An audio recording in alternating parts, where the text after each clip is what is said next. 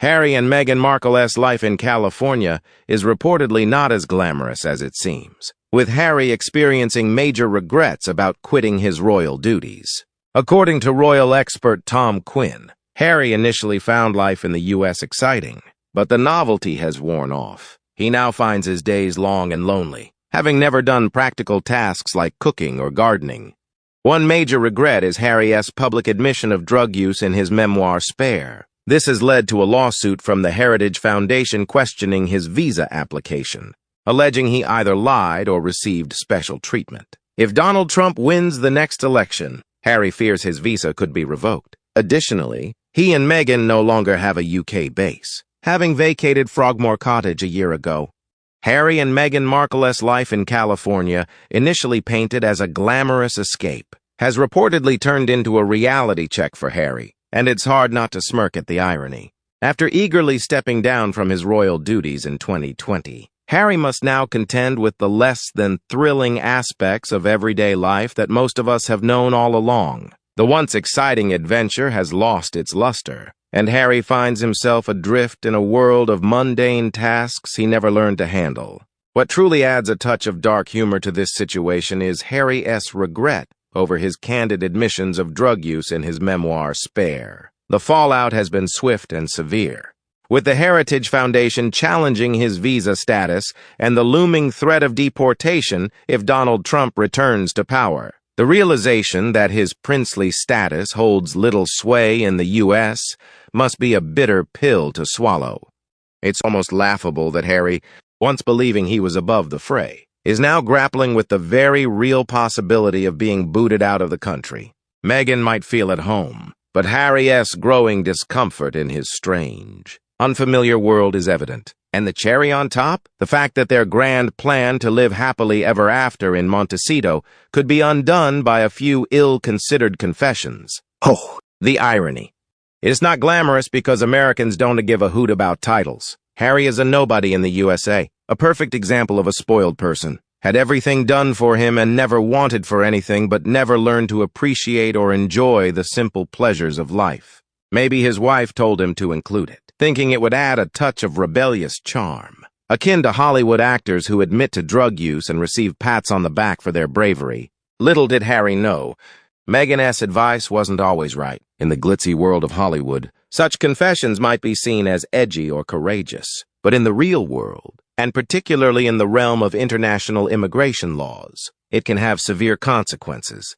It's almost comical to imagine the scene Meghan, steeped in her Hollywood ethos, convinced that Harry admitting to drug use would humanize him and endear him to the public. Perhaps she imagined headlines celebrating his honesty and vulnerability. Instead, what Harry got was a legal quagmire, with the Heritage Foundation demanding details of his visa application and hinting at possible deceit. The sweet irony of it all is that Harry's royal blood, which he believed shielded him from ordinary rules, means nothing in the face of U.S. immigration scrutiny. Now, Harry is facing the harsh reality that being a prince doesn't exempt him from the rules and regulations that govern everyone else. The notion that he could be deported if Trump regains power must be a rude awakening. It's almost laughable that Harry, who once enjoyed the privileges and immunities of royalty, now has to worry about something as mundane as visa compliance. One can almost hear the collective chuckle of those who have always lived under such scrutiny, watching a prince stumble through the same challenges. And where is Meghan in all this? Likely still trying to spin their narrative. But the cracks are showing. The grand vision of a glamorous life in California is losing its shine, and their carefully crafted image is crumbling under the weight of real-world consequences. It is as if the universe is giving them a taste of humility, a reminder that even royals and celebrities are not above the law. The couple, who once criticized the royal family for being out of touch, now seem to be the ones disconnected from reality. Meghan's Hollywood sensibilities clashing with Harry's royal expectations have created a perfect storm of missteps and miscalculations. Their move to the U.S., intended as a fresh start, has become a series of unfortunate events that even the best PR team can fully salvage. Perhaps it is the opposite. Expose the drugs and get thrown out. She refuses to go with him, and it sets up for divorce with all the blame on Harry. Forget the invisible children. They do not exist. Besides, they thought they'd be famous here in the U.S. The problem was nobody had ever heard of her, and he's got nothing useful to offer. He wouldn't tea and didn't listen when friends, family, colleagues, and advisors told him to take his time. They all told him for a reason they could all see precisely what his current wife's agenda was and is. Don't forget the security agencies would have done extensive background checks on Ms. Markle, and without a doubt, advice would have been passed up the chain of command. Yes, everyone has an opportunity to prove this. Nah, I don't believe Harry has any real regret. Harry is a master of shifting blame. It's always someone else's fault, never his own. To admit regret would mean he acknowledges some level of personal responsibility. And that is something he seems utterly incapable of doing. His entire narrative since leaving the royal family has been one long exercise in finger-pointing and deflecting accountability. From the moment he and Meghan stepped down from their royal duties, they have been relentless in their public grievances against the monarchy, painting themselves as perpetual victims. Any misstep or backlash they face is spun into a tale of how they were wronged, misunderstood, or mistreated by the institution or the media. It's a tired, repetitive story that grows less convincing with each telling. Harry's admissions of drug use in his memoir, Spare, are a prime example of his inability to foresee consequences and then accept responsibility for them. Perhaps he thought this confession would earn him some form of public sympathy or a pat on the back for being brave and honest, much like some Hollywood celebrities. However, the real-world implications of such a revelation, especially regarding his visa status, are something he evidently didn't consider. Instead of owning up to this blunder, he likely views the ensuing legal scrutiny and potential consequences as yet another example of how the world is unfairly against him.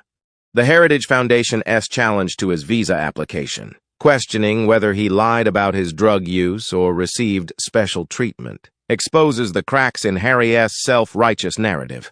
If the scrutiny leads to serious repercussions, will Harry finally own up to his mistake? Unlikely. He'll probably find a way to spin it as an injustice. Another chapter in the saga of how he and Meghan are continually wronged. Harry's perception of himself as a victim of circumstances beyond his control is both exhausting and infuriating. It's as though he believes his royal lineage should exempt him from the rules and consequences that govern everyone else. His refusal to take responsibility and his constant need to shift blame are stark contrasts to the qualities expected of someone who once held a position of influence and responsibility.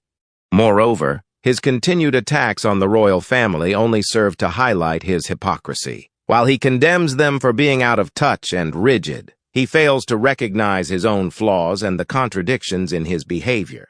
His public airing of grievances and personal family matters is a betrayal that goes against the very principles of loyalty and discretion he was raised with. It is a blatant display of immaturity and a lack of respect for his family as privacy and dignity. Even his decision to make his drug use public, which has now backfired spectacularly, seems less about honesty and more about seeking attention and sympathy when faced with the fallout, rather than admitting it was a mistake. He'll likely frame it as an attack orchestrated by those who don't understand him or have an agenda against him. In the end, Harry's inability to admit fault and his penchant for blaming others is a character flaw that undermines any sympathy people might have had for his situation. His life in California, far from being the idyllic escape he envisioned, is unraveling under the weight of his own actions and decisions. Yet, as always, he will find someone else to blame, further alienating himself from those who once supported him. Well, if he has nothing to do all day, then he should sort out the Africa Park scandal instead of remaining silent month after month. He always seems surprised that his actions have consequences, not just revealing his drug use, but also tarring his own family. Of course, he's struggling. You can take the man out of the establishment, but you'll never take the establishment out of the man. And this man has establishment written in his bones. Sadly, his struggles are self-inflicted.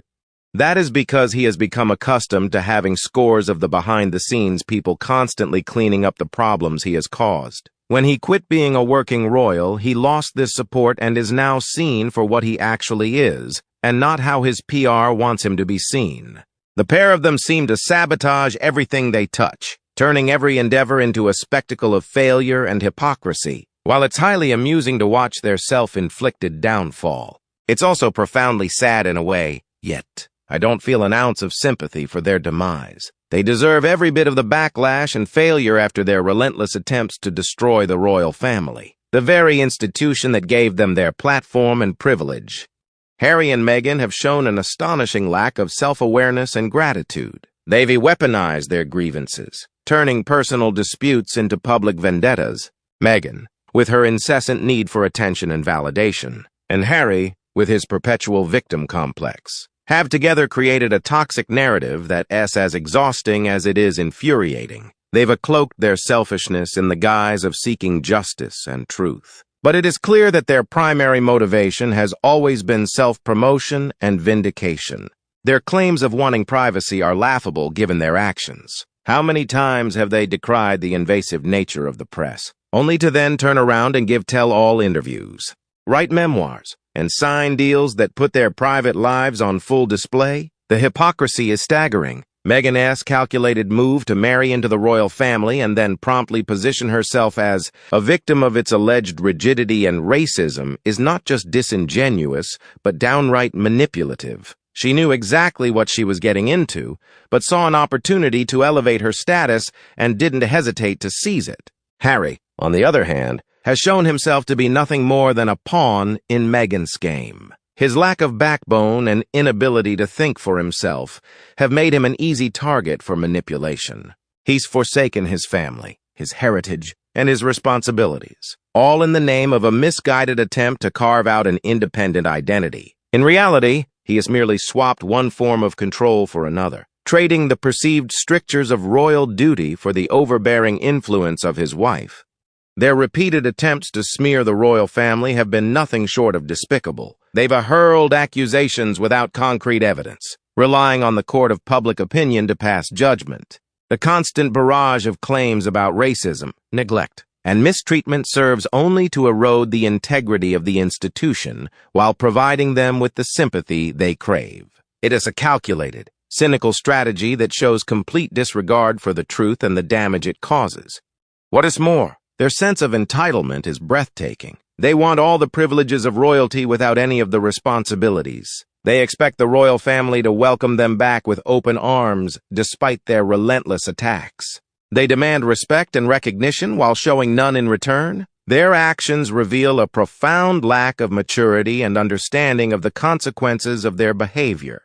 Their ventures outside the royal family have been marked by the same arrogance and ineptitude. They entered the world of media and philanthropy with grand ambitions, but little understanding or respect for the hard work and dedication these fields require. Their projects have been half-baked and poorly executed, more about maintaining their relevance and less about making a genuine impact. They've shown themselves to be more interested in the optics of activism rather than the substance, chasing headlines rather than meaningful change.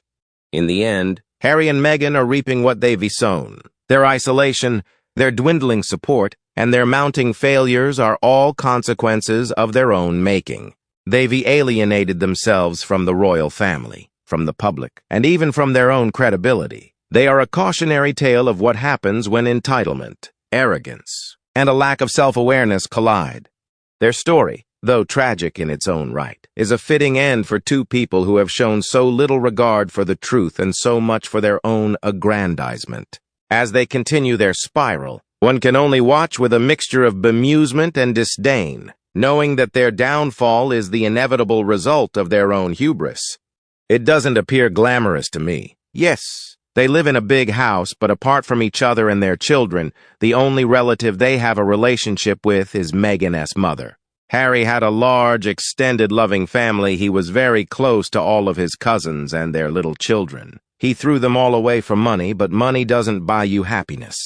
Look at his cousin Zara, Princess Anne's daughter, who has never had a title and married an English rugby star. They have a wonderful life running their own stables and 3 healthy children. They are non-working royals, but as members of the family go to all the royal weddings, etc. Harry and Meghan could have had a fulfilling life. They chose an empty shell and a big bank balance. No sympathy for them? Why in the world would anyone believe that Meghan could be seen as genuinely trying to help Harry? She has a history of dropping family, friends, exes, co-workers, and acquaintances at the drop of a hat if they no longer serve a great benefit to her, and she never looks back. Has there ever been an occasion where she has gone out of her way to help Harry, or anyone else, without some underlying motive? It is deeply saddening that she has alienated Harry from his historically strong family ties, friends, career, and routines, and led him into a world for which neither of them was prepared. Harry is fragile, and Meghan uses him to further her own agenda. Harry loves and needs family, while Meghan seems to care only for what can bring her money and fame. When she can no longer trade on the royals, she will be long gone, leaving Harry to pick up the pieces of a life dismantled by her ambitions. It was written in an authorized biography that on the day after their wedding, the former King Edward VIII asked his wife what he was supposed to do with his day. Suddenly removing yourself from what always seemed to be a boring round of royal duties leaves a huge vacuum, especially when you have no obvious talents except for juggling and playing polo. Oh, I forgot about getting ersatz awards just for being. The more popular the future king and queen become with the world, especially the Americans, the lower the Harkles will sink in the popularity polls. The A-listers are abandoning them after seeing William and the kids with their newest best friend Taylor Swift. There is no way back for them with the Hollywood crowd. And now with Harry allegedly buying this latest award set up to honor a true American war hero and famous professional footballer, the rank-and-file Americans are fuming. It is one thing to have the glitterati turn on you, but to have millions of the average who never gave you a second thought previously suddenly very upset. That is not good. Well, that's all for today's video. Thank you very much for watching our video. And what do you think about this horrifying act of Harry? Please express your opinion in the comments below. Hope you will always be cheerful and happy. Don't forget to support us by liking, sharing, and subscribing to the channel. Goodbye and see you again in the next videos.